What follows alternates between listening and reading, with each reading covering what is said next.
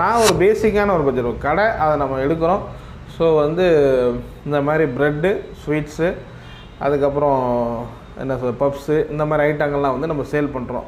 அதுக்கான இன்வெஸ்ட்மெண்ட்டு தான் நான் அதில் போட்டிருக்கேன். இதில் வந்து பார்த்திங்கன்னா ஷாப்புடைய அட்வான்ஸு, ரெண்டாவது அது நம்ம ஒரு ப்ளேஸ்க்கு ஏற்ற மாதிரி இருக்கும். 2 வெயிட் மிஷின் வேணும், அது உங்களுக்கு தெரியும். தேவையான மிஷின்கள் பார்த்திங்கன்னா ஸ்பைரல் மிக்சர், அப்புறம் செட்டர், அப்புறம் பார்த்திங்கன்னா ப்ரூஃபர், அப்புறம் ஃப்ரேயர், ஸோ இந்த ஐட்டங்கள்லாம் தேவை. அப்புறம் ரேக்கு, கன்வெக்ஷன், டெக் ஓவன்ஸ், இதெல்லாம் வந்து நீங்களே பேக்கரி ஷாப்பில் வந்து பார்த்துருக்கலாம். ஸோ இன்சைடும் அவங்க வந்து வச்சுருப்பார்கள்.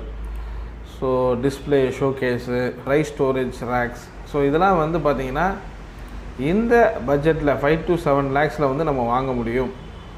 ஸோ இதில் எல்லா பிக்சர்ஸும் நீங்கள் பார்த்துருப்பீங்க. இப்போ ரெஃப்ரிஜிரேட்டர் அது நமக்கு தெரியும். ஸோ இந்த ஃப்ரேயர்லாம் காட்டினேன் டிஸ்பிளே ஷோகேஸில். ஸோ ஒவ்வொன்றுக்குமான அந்த பட்ஜெட், ஒவ்வொரு பிக்சருக்குமான அந்த பட்ஜெட் 5 to 7 lakhs வந்து நமக்கு தேவைப்படும். பார்க்க போகிறோம் அடிஷ்னலாக வந்து அதில் இருக்கக்கூடிய அந்த மிஷின் ப்ராசஸை வந்து நம்ம பார்க்க போகிறோம். ஸோ ஒரு கடையில் வந்து அது பப்ஸ் யூஸ் பண்ணுறது, கேக் யூஸ் பண்ணுறது, ஸ்வீட் யூஸ் பண்ணுறது, அந்த மாதிரி என்னங்கிற அந்த மிஷின்ஸ்லாம் இருக்குது.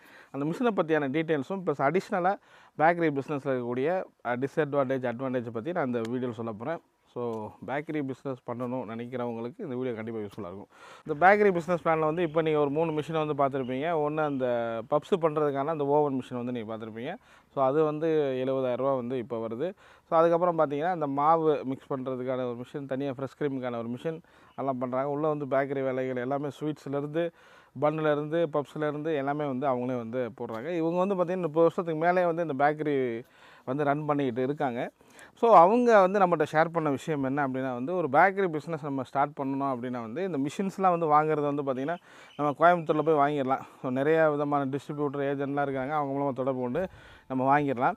பட் இந்த இதுக்கு நீங்கள் பண்ணணும் அப்படின்னா வந்து நம்ம பப்ஸு பண்ணணும் அப்படின்னா வந்து பார்த்திங்கன்னா பப்ஸோ இல்லை கேக்கு, ஸ்வீட்ஸ் எல்லாம் பண்ணணும். நம்ம அதில் வந்து ஏதாவது ட்ரைனிங் போய் நம்ம கற்றுக்கணும், இல்லை ஒரு எக்ஸ்பீரியன்ஸ் இருக்கணும் அப்படின்றாங்க. ஆனால் வந்து இவங்க வந்து எக்ஸ்பீரியன்ஸ் இல்லாமல் தான் அந்த பிஸ்னஸ் ஆரம்பித்து வந்து இந்த தொழிலை வந்து பண்ணி இதை இப்போ சக்ஸஸ்ஃபுல்லாக வந்து பண்ணிகிட்டு இருக்காங்க. பட் நிறைய மிஸ்டேக்ஸ் பண்ணோம், அதெல்லாம் வந்து நிறையா வந்து தெரிஞ்சுக்கிட்டு அதெல்லாம் வந்து சேஞ்ச் பண்ணிட்டோம் அப்படிங்கிற மாதிரி அவங்க சொல்கிறாங்க.